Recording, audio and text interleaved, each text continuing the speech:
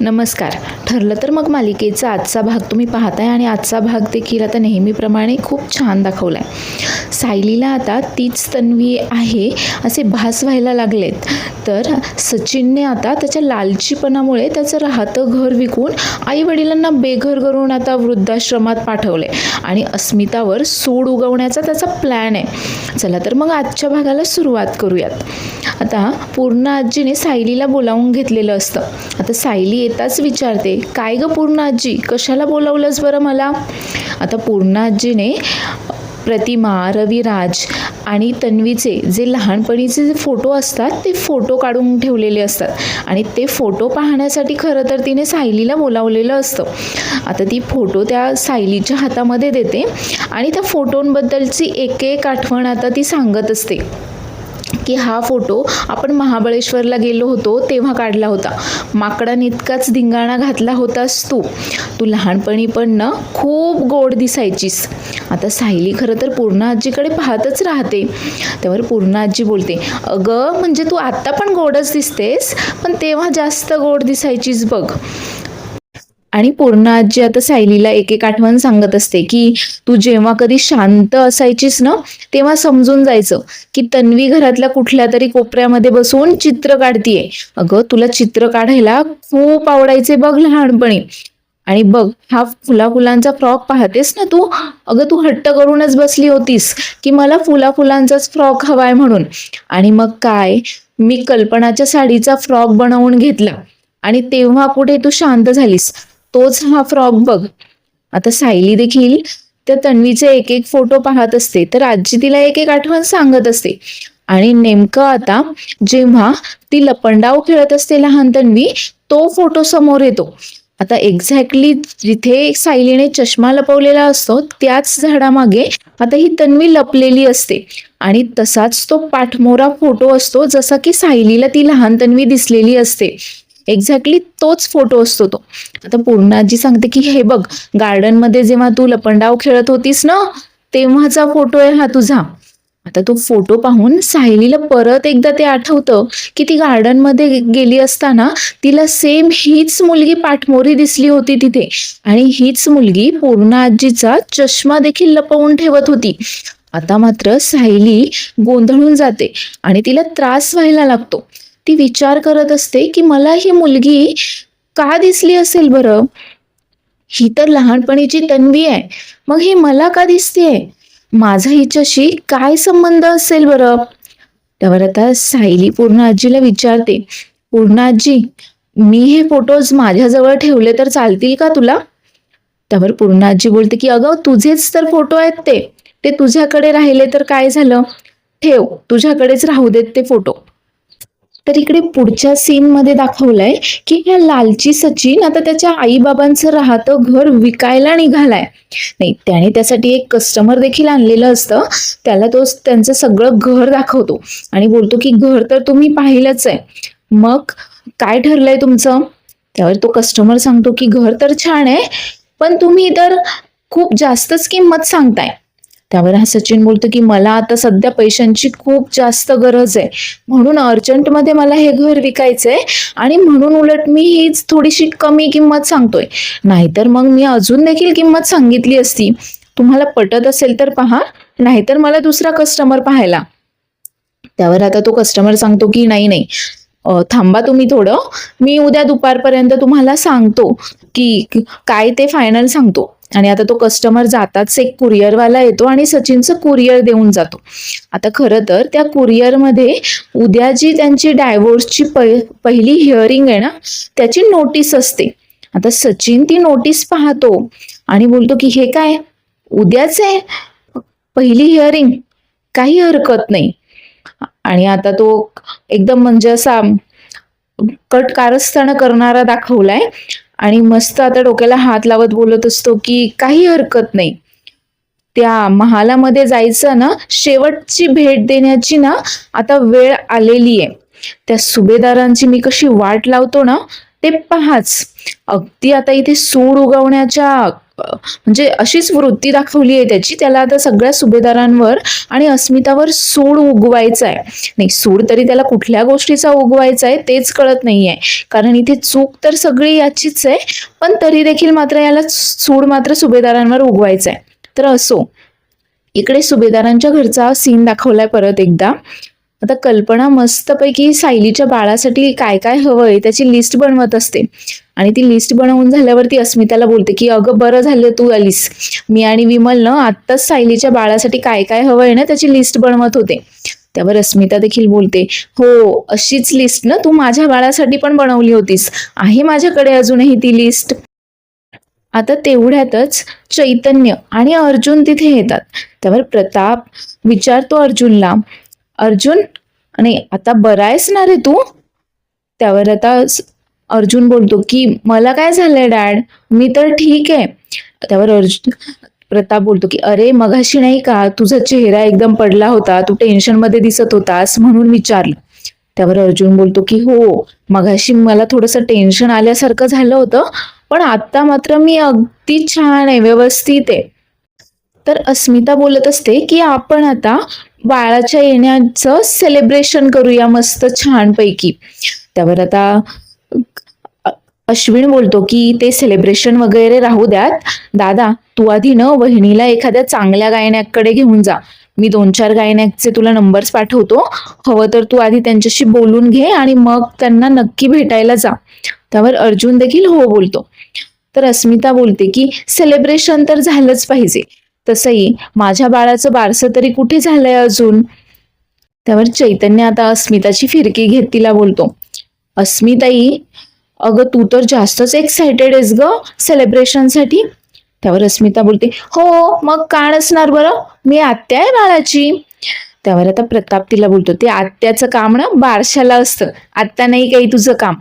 त्यावर आता अस्मिता बोलते, अरे माझ्या बाळाचं पण बारसं झालेलं नाहीये, कसलं का होईना घरामध्ये काहीतरी का होईना सेलिब्रेशन व्हायला हवंय बर का. आता खरं तर अर्जुनला इथे अस्मिताला त्या कोर्टाच्या उद्याच्या हिअरिंग बद्दल सांगायचं असतं, पण घरामध्ये सगळेजण अजूनही बाळाच्याच आनंदामध्ये असतात आणि अस्मिता तर खूप खुश असते.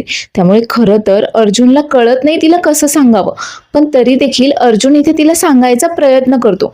आता अर्जुन पुढे काही बोलणार तेवढ्यातच सचिन आता इथे आलेला दाखवलाय, आणि त्याने खरं तर एक पेन सोबत आणलाय आणि त्या पेनमध्ये त्याने कॅमेरा लपवलाय. खरं तर तो इथे फक्त आणि फक्त पुरावे जमा करण्यासाठी आलाय आणि स्वतःशीच बडबडत असतो की अर्जुन, स्वतःला जास्त हुशार समजतोस का तू?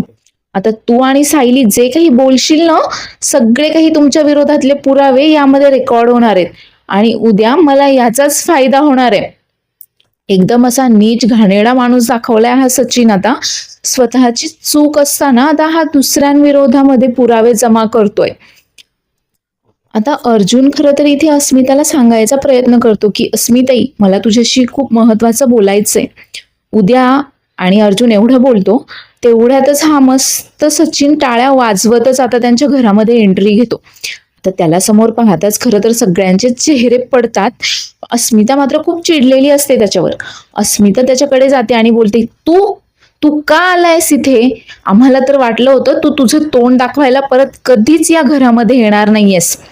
तर सचिन बोलतो, वा मस्त सेलिब्रेशनचा विचार चाललाय तर तुमचा. मला कोर्टाची नोटीस पाठवून, उद्याच्या हिअरिंगची नोटीस पाठवून तू इथे सेलिब्रेशन करतेयस काय? आपल्या डायव्होर्सचं सेलिब्रेशन करतेयस की काय तू? त्यावर आता प्रताप बोलतो की उद्याच आहे हिअरिंग कोर्टाची. त्यावर अर्जुन सांगतो की हो डॅड, मी खरं तर आता अस्मिताईला तेच सांगायचा प्रयत्न करत होतो. आता हे ऐकल्यावर अस्मिताला अजिबातही शॉक होत नाही किंवा धक्का बसत नाही, कारण ती तिच्या निर्णयावर आता एकदम ठाम झालीये. तेवढ्यातच आता पूर्णाजीच्या खोलीतून सायली देखील तिथे आलेली असते. तर सचिन पुढे बोलतो, का, काय झालं? आता असे का चेहरे पडलेत बरं तुमचे सगळ्यांचे? नाही, मला कोर्टाची नोटीस पाठवताना तर खूप खुश होतात तुम्ही, आता तर तुम्ही आमच्या डायव्होर्सचं सेलिब्रेशन करणार होतात, मग आता काय झालं? त्यावर आता सायली बोलते, हो करणारच होतो, कारण तुम्ही अस्मिताच्या आयुष्यातून निघून जाताय ना, हा खरं तर आमच्यासाठी खूप मोठा आनंदाचा क्षण आहे आणि आम्ही तो साजरा करणारच आहोत. पण हो, हा क्षण तुमच्या बाळासाठी अजिबातही आनंदाचा नाहीये. कारण यानंतर तुमच्या बाळाचे जे काही हाल होतील ना, ते मात्र सेलिब्रेट करण्यासारखे नाहीयेत. पण या सचिनला बाळाचं तरी कुठे काय पडलेलं आहे म्हणायला? आम्हाला तर वाटलं होतं तुम्ही परत या घरामध्ये दिसणार देखील नाही आणि तसंही आम्हाला तुम्ही या घरामध्ये नकोच आहात. इतकी साधी गोष्ट तुम्हाला कळत नाहीये का? का आलायत तुम्ही परत बरं? खरं तर हा सचिन आता मनातून विचार करत असतो की बोल बोल सायली, तुला काय बोलायचंय ना ते बोल. मला ह्याचाच तर फायदा होणार आहे उद्या. हेच तर हवंय मला. आणि आता तो अस्मिताला बोलतो की हे बघ, मला तुला कधीच डायव्होर्स द्यायचा नव्हता. तू मला डायव्होर्सची नोटीस पाठवलीयस. मला आपल्या बाळासोबत राहायचं होतं. आपल्या बाळाला मोठं होताना पाहायचं होतं. पण या सगळ्यांनी, तुझ्या घरच्यांनी तुझे कान भरलेत आणि म्हणूनच तर मग तू मला डायव्होर्सची नोटीस पाठवलीयस. आता अस्मिता चिडूनच बोलते, हे बघ, माझे ना कोणीही कान भरलेले नाहीयेत. मलाच तुझ्यासारख्या माणसासोबत राहायचं नाहीये ना, म्हणून मी तुला ती नोटीस पाठवलीये. आता मात्र सचिनला हेच हवं असतं आणि तो बोलतो की हो, कारण आता तुला एका वेगळ्याच माणसासोबत राहायचंय ना. माझ्यासोबत कशाला राहशील बरं तू? म्हणूनच तर तुला माझ्यापासून डायव्होर्स हवाय. आता त्याने परत एकदा घाण ओकायला सुरुवात केली आणि त्यामुळे ना, खरं तर त्याचं हे बोलणं ऐकल्यानंतर सगळेजण शांत असतात. अर्जुन पुढे येत त्याला बोलतो, हे बघ, तुला जे काही बोलायचंय ना, ते आता उद्या कोर्टातच बोल. आम्हालाही तुझ्याशी काही एक बोलण्यात काहीही इंटरेस्ट नाहीये. अस्मिता देखील त्याला सांगते की जे काही बोलायचंय ना, ते आपण आता उद्या कोर्टातच बोलूयात. तू निघ इथून. पण तो मात्र ठम्मपणे तिथे तसाच उभा आहे आणि आता तो चैतन्यकडे जातो आणि नेहमीप्रमाणे चैतन्याला टार्गेट करतो आणि बोलतो की मला वाटलंच होतं तू इथेच असणार आहेस म्हणून. काय रे, तुला काही लाज वगैरे वाटते की नाही?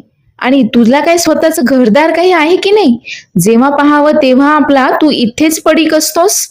त्यावर चैतन्य आता चिडतो आणि बोलतो की हे बघ, तुझं हे उथळ बोलणं आहे ना, बंद करायचं. मागच्या वेळेस मी गप्प होतो कारण तेव्हा मला धक्का बसला होता. पण आता मात्र अजिबातही नाही. तुझ्याशी काय बोलायचंय ना, ते आम्ही कोर्टामध्येच बोलू. तुझं हे तोंड ना बंद करायचं आणि इथून निघायचं. पण खरं तर सचिनला हेच तर हवंय. हा मुद्दाम इथे पुरावे गोळा करायला आलाय आणि मुद्दाम सगळ्यांना उकसावून देतोय की जेणेकरून हे सगळे त्याच्या विरोधामध्ये बोलतील आणि हा मात्र त्यांच्या विरोधामध्ये पुरावे जमा करून उद्या कोर्टामध्ये दाखवेल. आणि हा सचिन बोलतो की ठीक आहे, तुमचीच तशी इच्छा आहे ना, मग काय ते आपण उद्या कोर्टातच बोलू. माझी बाजू सत्याची आहे. त्यामुळे मला माहित आहे की उद्या कोर्टामध्ये काय होणार आहे, काय नाही होणार आहे ते. आता सायली खूप चिडते आणि बोलते की अस्मिता, या अशा माणसाला ना अगदी बर्बाद करून सोड. याच्याकडनं इतकी पोटगी घेणं की जेणेकरून तुझ्या बाळाचं आयुष्य अगदी सुखात गेलं पाहिजे. तुझ्या बाळाला कसलीही कमी पडता कामा नये. याला अगदी बर्बाद करून सोड तू. आता हा सचिन मात्र अगदी निर्लज्जपणे तिथे तसाच उभा असतो आणि जाताना अस्मिताला बोलतो की बाय ब्युटिफुल, उद्या आत ना आता आपण कोर्टामध्येच भेटू. आता तो निघून गेल्यानंतर प्रताप त्याला बोलतो की हा माणूस जेव्हा जेव्हा कधी येतो ना, तेव्हा तेव्हा हा फक्त त्याची लायकी दाखवूनच जातो. आता अश्विन देखील चिडलेला असतो आणि अश्विन बोलतो की याची बाजू सत्याची आहे. ह्याची, अरे हे बोलताना या माणसाला थोडी का होईना लाज तरी कशी नाही वाटली बरं? त्यावर अर्जुन सांगतो की हा उद्या कोर्टामध्ये देखील अशीच घाण ओकणार आहे. त्यामुळे आपल्याला खूप काळजीपूर्वक राहायला हवंय. अस्मिताई, तुला इमोशनली आणि मेंटली या गोष्टीसाठी प्रिपेअर्ड असायलाच हवंय. तू तयार आहेस ना या सगळ्या गोष्टीसाठी? त्यावर आता अस्मिता देखील हो सांगते. पण आता सायलीला मात्र तिथे गरगरायला लागलेलं असतं आणि खरं तर तिच्याकडे कोणाचं लक्ष नसतं. सगळ्यांना अस्मिताची काळजी वाटत असते. आता अचानक अर्जुनचं अस्मिता सोबत बोलताना सायलीकडे लक्ष जातं आणि तो बोलतो, सायली काय होतंय तुला? आता सगळेजण मिळून सायलीला तिथे सोफ्यावर बसवतात. विमलताई येऊन तिला पाणी वगैरे देतात. आता अर्जुन विचारतो, तुला अचानक काय झालं? त्यावर सायली सांगते की मला ना असं अचानकच गरगरायला लागलं होतं. त्यावर कल्पना तिला सांगते की तू तुझ्या खोलीमध्ये जाऊन न आराम कर. तू या सगळ्या गोष्टींचा स्ट्रेस घेतलायस ना, म्हणून कदाचित तुला हे असं काही झालं असेल.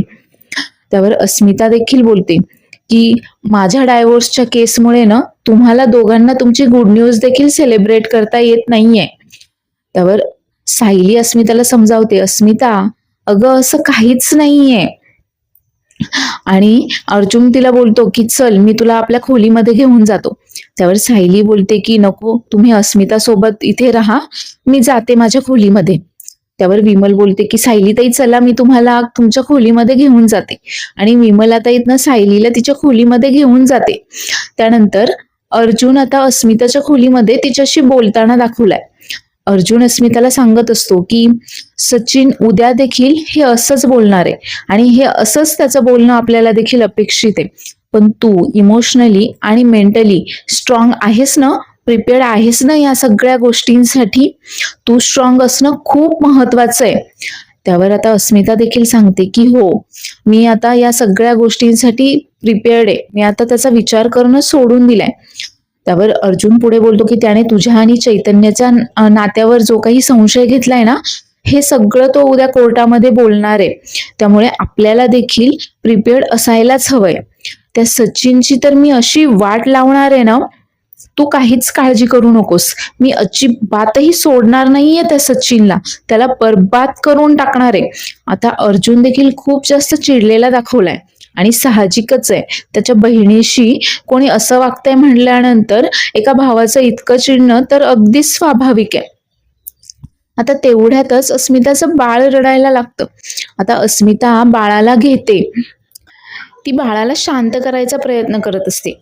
तर अर्जुन देखील बाळाशी बोलत असतो आणि बोलतो की बाळा, तुला माहितीये का, तुझा हा मामा पण आहे ना आता बाबा होणार आहे. पण तुझ्या या मामाला ना 2-2 बाळं असणार आहेत, एक तू आणि एक येणारं बाळ. मी तुला ना कधीच कुठल्याच गोष्टीची अजिबातही कमी पडून देणार नाहीये. आणि ते बाळ रडत असतं. त्यावर अस्मिता बोलते, तुला मामाकडे जायचंय का? आता खरं तर अर्जुन इथे बाळाला घ्यायला घाबरत असतो, पण अस्मिता त्याला बोलते की अरे घे रे, तुला पण सवय व्हायला हवी आहे की नकोय. आणि अस्मिता अर्जुनकडे देते बाळाला. तर बाळ देखील अर्जुनकडे जाताच शांत होतं. आणि अस्मिता त्याला बोलते, बघ इतकं सोपं आहे आणि तू मात्र ना उगाचच घाबरत होतास. तर बाळाला घेताच अर्जुन देखील एकदम इमोशनल झालेला असतो. तर इकडे सायली आराम करत असते, पण तिला आता सतत त्या लहान तन्वीचे भास व्हायला लागलेले असतात. तिला स्वप्नामध्ये काहीतरी दिसतं आणि ती ओरडत असते की थांब, अगं थांब, कोण आहेस तू, तू मला का दिसतीयस बरं, थांब तू. आणि ती आता तिला आठवत असतं की पूर्ण आजीने तिला ते फोटोज वगैरे दाखवलेले असतात लहान तन्वीचे, आणि तिच्या मनामध्ये सतत आता त्या लहान तन्वीचेच विचार घोळत असतात. ती कपाटातनं ते फोटोज काढते आणि फोटोज पाहत असते. आता बरोबर ते पाठमोऱ्या तन्वीचा जो लहानपणीचा फोटो असतो झाडामागे लपलेला, तो फोटो ती पाहते आणि तिला परत एकदा ते भास व्हायला लागतात. आता ती विचार करते की ही तर तीच तन्वी आहे लहानपणीची, मग ती मला का दिसत असेल बरं, माझा आणि या तन्वीचा नक्की काय संबंध आहे. तर प्रिया इकडे जेलमध्ये आता कॉन्स्टेबलला आवाज देत असते, ओ मॅडम इकडे या कोणीतरी. आणि आता तिचा आवाजाने एक कॉन्स्टेबल तिच्याकडे येतात आणि तिला ओरडतात, काय आहे तुझं सारखं सारखं, आम्हाला काही तुझी नोकर समजतेस का, सारखं सारखं बोलावत असतेस बरं. त्यावर प्रिया बोलते की अहो तसं नाही, माझं खूप महत्त्वाचं काम आहे हो, मी प्रेग्नेंट आहे, हे मला माझ्या घरच्यांना कळवायचं आहे, ते कसं कळवता येईल, काय प्रोसिजर आहे त्याची. त्यावर आता ती कॉन्स्टेबल तिला सांगते की तुझ्या वकिला थ्रू कळवता येईल, तुझ्या वकिलाला सांग, ते सांगतील तुला काय पुढे काय प्रोसिजर आहे ते करतील ते सगळं. त्यावर प्रिया बोलते की अहो माझ्यासाठी वकीलही नाही आहे हो, आणि बाहेर माझ्यासाठी कोणी वकील शोधेल असंही कोणी नाही आहे, दुसरा काही मार्ग असेल तर सांगा ना. त्यावर आता ही बाई बोलते की मग मला काही माहीत नाही ते घरी कसं सांगायचं काय वगैरे. आता प्रिया मात्र तिच्यासमोर ड्रामा करत बोलते की आता मी घरी कसं सांगू एवढी आनंदाची बातमी बरं, तुम्ही पण एक आई आहात ना, मग एका आईसाठी तुम्ही एवढं पण नाही करणार का हो माझ्या बाळासाठी. अहो याच गोष्टीवर माझ्या बाळाचं सगळं भवितव्य डिपेंड आहे हो. आणि अगदी त्या कॉन्स्टेबलचे आता ती पाय पकडते आणि बोलते की मी तुमचे पाय पकडते, तुम्ही पण एक आई आहात ना, मग माझ्या बाळासाठी एवढं तरी करा ना. आता खरं तर ह्या प्रियावर दया दाखवून या कॉन्स्टेबल पण तयार होतात आणि सांगतात की ठीक आहे, मी जेलर साहेबांशी एकदा बोलून पाहते, त्यांना विनंती करून पाहते की ते तुझ्या घरी सांगण्यासाठी तयार होत आहेत का, किंवा पुढे काय प्रोसिजर आहे काय नाही ते. तर प्रिया त्यांना बोलते की जे काही आहे ना ते प्लीज लवकरात लवकर पहा हं.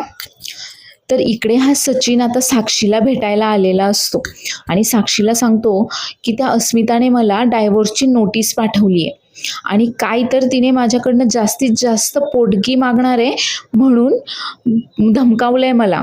ती माझी अशी अडवणूक कशी काय करू शकते बरं. त्यावर साक्षी देखील त्याला बोलते, काय ती अशी कशी तुझी अडवणूक करू शकते, तिला माहीत नाही का की तुझं तिच्यावर प्रेमच नाहीये, मग का अडवतीये ती तुला असं. कदाचित ती उद्या कोर्टामध्ये आपलं अफेअर तर सिद्ध करणार नाही ना, आणि म्हणूनच तर ती तुला डायव्होर्स देते असं तर नाही ना. त्यावर हा सचिन बोलतो की तिला आता पैसे द्यायला कुठून आणू बरं मी, पोटगी देण्यासाठी पैसे, आणि आपलं अफेअर ती कसं सिद्ध करेल बरं, कसं शक्य आहे साक्षी ते. त्यावर साक्षी बोलते की का शक्य नाही आहे, ते सहज शक्य आहे. पण जर साक्षी शिखरेच या जगामध्ये नाहीये, साक्षी शिखरे जिवंतच नाहीये, ही गोष्ट जर प्रूव्ह झाली ना, मग मात्र ती कधीच आपलं अफेअर सिद्ध करू शकणार नाहीये. आणि आता ही साक्षी तिचा प्लास्टिक सर्जरीचा जो काही प्लॅन आहे तो आता इथे सचिनला सांगते. तर इकडे अर्जुन आता बाबा होणार म्हटल्यानंतर सायलीची अगदी काळजी घ्यायला लागलाय. सायलीसाठी मस्तपैकी दुधाचा ग्लास घेऊन येतो तो आणि सायलीला बोलतो की तुला हे संपवावंच लागेल. आता त्याने हट्ट केल्यामुळे सायलीला देखील ते दूध प्यावं लागतं आणि सायली देखील आता अर्जुनची जरा स्तुती करत असते. आता ती तारीफ करते म्हटल्यावर अर्जुन बोलतो की काय, चंद्र नक्की आज कुठल्या डिरेक्शनने उगवलाय बरं, तू अशी माझी तारीफ करतीयस. त्यावर सायली बोलते की अहो चंद्र नाही काय, ही म्हण न मुळात सूर्याच्या बाबतीत आहे. त्यावर अर्जुन बोलतो हो माहिती आहे मला, पण काय आता रात्र आहे की नाही, म्हणून मग मी ते थोडंसं मॉडिफाय केलंय आणि चंद्र केलंय. पण जाऊ दे, मी तुझ्यासाठी ना एक मस्त सरप्राईज आणलंय, तुला नक्कीच आवडेल ते. त्यावर सायली पण एक्साइट झालेली असते सरप्राईज पाहण्यासाठी. आणि आता अर्जुन त्याचं कपाट उघडतो आणि 2 छोट्या छोट्या उशा असतात त्याच्यामध्ये, आणि खरं तर त्याने उलट्या पकडलेल्या असतात. आता त्या उशा पाहिल्यावर तो बोलतो की ह्या काही साध्या सुध्या उशा नाही आहेत, ह्या खूप स्पेशल आहेत, आणि त्याच्यावर काय लिहिलंय ते वाच बरं. त्यावर सायली आता अगदी ते वाचायचा प्रयत्न करते, पण त्या कोऱ्या उशा असतात त्या बाजूने खरं तर काही लिहिलेलंच नसतं. त्यावर सायली बोलते की मला तर नाही वाचता येते. आणि आता अर्जुन पाहतो आणि त्याच्या लक्षात येतं की त्याने उशा उलट्या पकडल्या आहेत. तो त्या उशा सरळ करतो आणि सायली पाहते तर त्याने मस्त असं सायलीसाठी गिफ्ट आणलेलं असतं. त्या उशांवर लिहिलेलं असतं mother to be father to be. आता ते पाहिल्यानंतर सायलीला देखील खूप आनंद होतो. आता अर्जुन बोलतो की नाही, या उशा माझ्याकडे आधीपासूनच होत्या, पण त्याच्यावर हे जे काही लिहिलंय ना ते सगळं काही मी केलंय, आवडलं का तुला. आता सायली ती उशी तिच्या हातामध्ये घेते आणि तिला खरंच खूप आवडलेलं असतं ते, आणि तिच्या डोळ्यातनं आता आनंदाश्रू येत असतात. त्यावर अर्जुन तिला बोलतो हे काय तू रडतीयस. त्यावर सायली बोलते की नाही हो, हे तर आनंदाचे अश्रू आहेत, तुम्ही आपल्या बाळासाठी एवढं काय काय करताय ना, हे पाहून माझ्या डोळ्यामध्ये हे अश्रू आलेत. तर पुढील भागामध्ये आपण पाहणार आहोत की सायलीकडे त्या लहानपणीच्या तन्वीचे फोटोज वगैरे पाहिल्यानंतर अर्जुन तिला विचारत असतो, मुळात तू त्या लहान तन्वीबद्दल इतकं जाणून घेण्याचा प्रयत्न का करतेयस बरं, आणि हे सगळे फोटोज वगैरे तुला का हवे आहेत तुझ्याकडे. पण सायलीच्या मनामध्ये आता घालमेल सुरू असते आणि हा सगळा प्रकार जो तिच्यासोबत घडतोय तो अर्जुनला कसा सांगावा ना तेच तिला कळत नसतं. तर इकडे या लालची सचिनने आता त्याच्या आईबाबांचं राहतं घर विकून टाकलंय आणि त्याच्या आईबाबांची राहण्याची व्यवस्था म्हणून तो त्यांना एका वृद्धाश्रमामध्ये सोडून देतो आणि त्यांना सांगतो की काही दिवस का होईना तुम्हाला इथेच राहावं लागणार आहे, इथेच तुम्ही खूप सेफ राहाल आणि थोड्या दिवसांनंतरच मी तुम्हाला इथून घेऊन जाईल. आता त्याचे ते भोळे भाबडे आई बाबा देखील याच्यावर विश्वास ठेवतात आणि हा मात्र विचार करतो की चला आता तुमची कायमची सोय झाली, तर इकडे सायली विचार करत असते की पूर्ण आजीसमोर तन्वीचं नाटक करायचं सोडून माझा आणि तन्वीचा काहीच संबंध नाही आहे. मग ही लहानपणीच्या तन्वीचे भास मला काय होतात? नक्की माझं आणि या तन्वीचं नातं तरी काय आहे बरं? चला, तर मग आजचा एपिसोड आवडला असल्यास चॅनलला लाईक, शेअर आणि सबस्क्राईब करायला विसरू नका. धन्यवाद.